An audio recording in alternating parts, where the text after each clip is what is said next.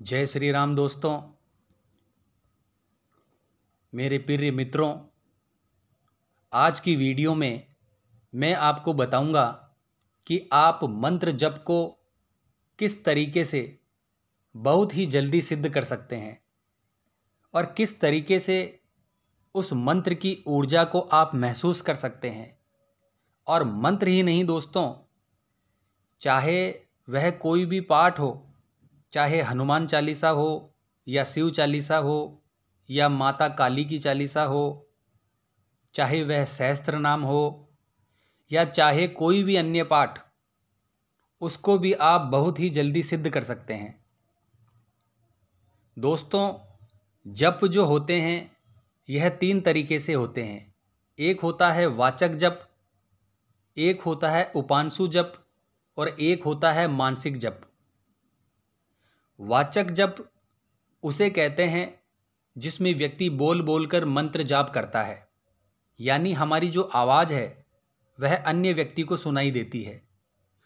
और उपांशु जप वह होता है जब हम किसी मंत्र को अपने होठों के द्वारा जप करते हैं, यानी हमारी आवाज़ किसी अन्य व्यक्ति को नहीं सुनाई देती, पर इसमें हमारी जो जीभ होती है उससे हम जप करते हैं।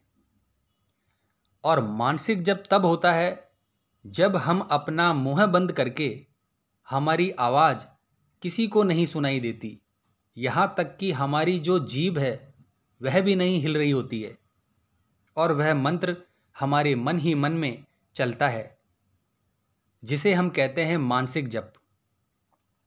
और दोस्तों, इन तीनों जपों में सबसे उत्तम मानसिक जप को कहा जाता है।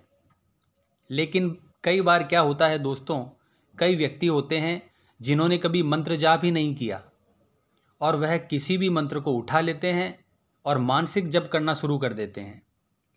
1 दिन, 2 दिन, 5 दिन उस मंत्र को करते हैं और फिर छोड़ देते हैं। कारण पता है क्या है दोस्तों?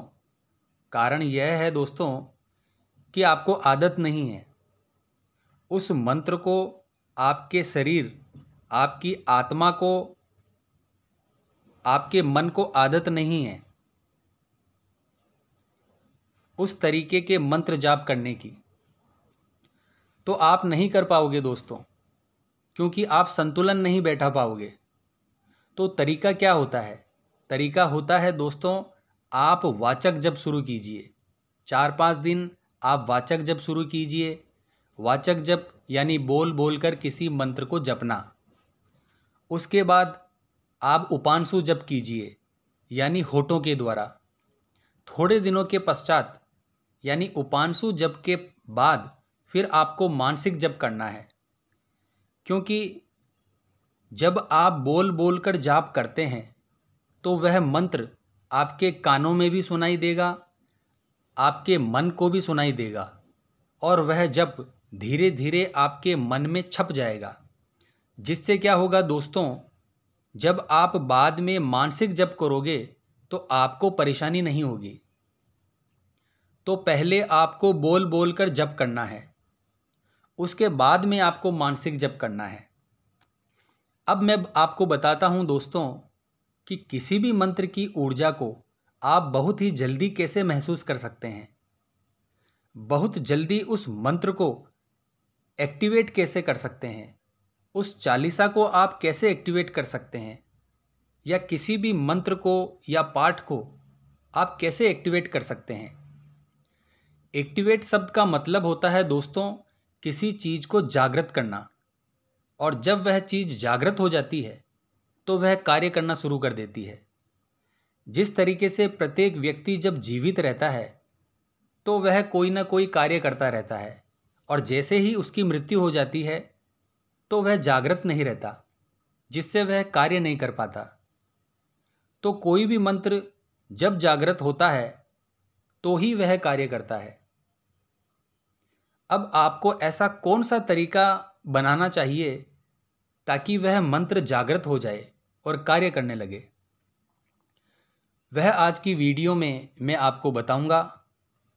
इसलिए वीडियो को आप पूरा सुनना, एक एक चीज़ को आपको ध्यान से सुनना है दोस्तों। यह वीडियो बहुत ही महत्वपूर्ण है। अधिकतर व्यक्तियों की यही परेशानी है। जब भी आप किसी मंत्र का जप करें तो सबसे पहले अच्छा तरीका मंत्र को जागृत करने का, आप किसी भी मंत्र को संकल्प लेके करें। रोजाना अगर आप मंत्र जप कर रहे हैं तो आपको रोजाना संकल्प लेना है।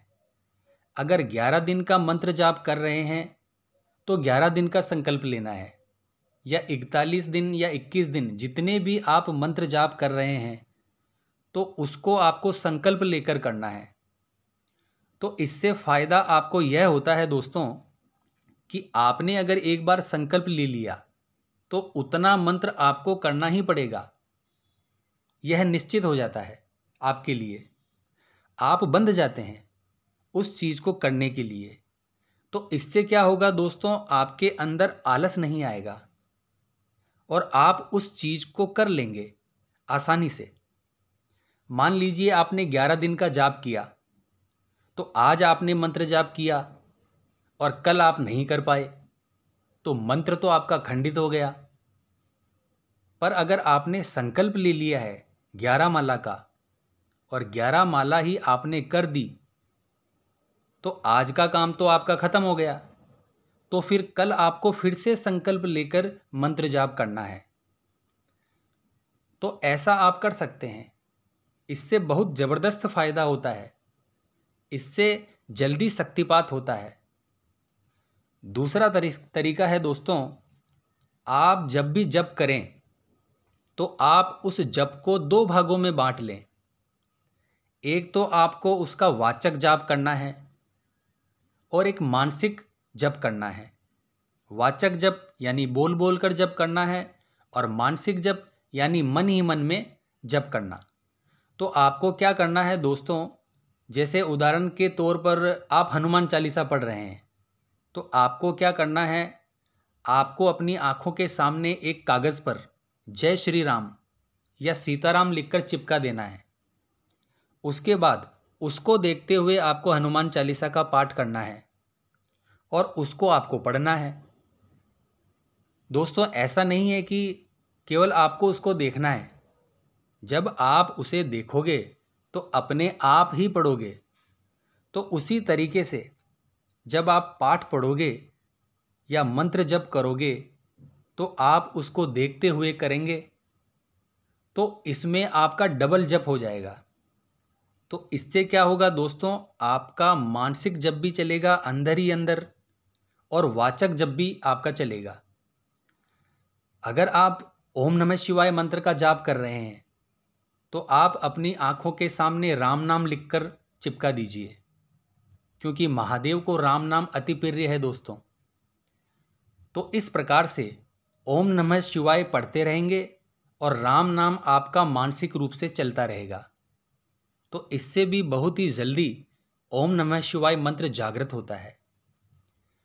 या इसी प्रकार से आप कोई और मंत्र ले सकते हैं। तो इस प्रकार से आपको कार्य करना है। तो आशा करता हूँ मेरी बात आपको समझ में आ रही होगी। इसी प्रकार से अगर आप भगवान कृष्ण का कोई मंत्र जाप कर रहे हैं तो अपनी आंखों के सामने राधे राधे लिख कर चिपका दीजिए। तब क्या होगा दोस्तों, दोनों मंत्रों का जब मिलन होता है तो इससे क्या होता है दोस्तों, आपको बहुत ही ज़्यादा ऊर्जा इनकी मिलती है। यह मैं अपना स्वयं का अनुभव आपको बता रहा हूँ दोस्तों, क्योंकि ऐसी चीज़ जो होती है यह केवल आपके अनुभव के तौर पर ही आपको मिलती है। जब आपने कभी साधना करी, मंत्र जाप करे, तब उसका निचोड़ क्या निकलता है तब आपको पता चलता है। तो यह 2 तरीके मैंने आपको बताए। अब तीसरा तरीका है दोस्तों, आपने मंत्र लिखकर चिपका दिया, अब आप बोल भी रहे हैं, तब आपको क्या करना है, एक लोटा या एक गिलास जल का आपको अपने सामने रखना है और उसमें थोड़ा सा गंगा जल डाल देना है। और जैसे ही आपकी एक माला पूरी हो जाए, उस जल के लोटे में आपको 3 बार फूंक मारनी है। आपको फूंक अच्छी तरीके से मारनी है दोस्तों, यानी आपको उस पानी के बिल्कुल नज़दीक जाकर फूंक मारनी है, 3 बार। तो इस प्रकार से आप जितनी बार माला का जप करेंगे उतनी ही बार आपको 3 फूंक जल के लोटे में मारनी है। फिर उस जल को आपको पी जाना है। यकीन मानिए दोस्तों, मात्र 10 से 11 दिनों में आपको उस मंत्र के अनुभव होने लग जाएंगे, क्योंकि यह मेरा स्वयं का अनुभव है दोस्तों, जो मैं आपको बता रहा हूँ। यहाँ पर जो भी जानकारी आपको दी जाती है वह स्वयं के अनुभव पर ही दी जाती है, या हमारे जो गुरुजी हैं उनके अनुभव के आधार पर दी जाती है। हमारा सिर्फ यही उद्देश्य है कि आप आध्यात्मिक मार्ग से जुड़ें, भक्ति मार्ग से जुड़ें। क्योंकि आज के समय में जब आप अन्य धर्मों के व्यक्तियों को देखते हैं, वहाँ बचपन से ही बच्चों को अपने धर्म के प्रति जागरूक किया जाता है, शिक्षा दी जाती है। पर हमारी यह विडंबना है कि हमको इस प्रकार की शिक्षा कहीं नहीं मिलती।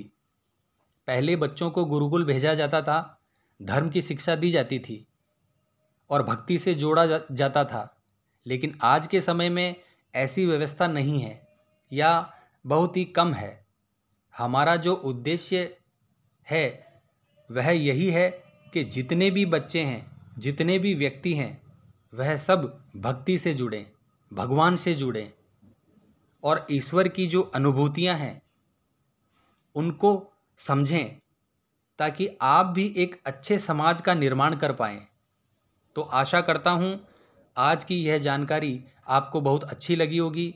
तो मिलते हैं अगली वीडियो में दोस्तों। जय माँ अम्बे, जय श्री कल्याण।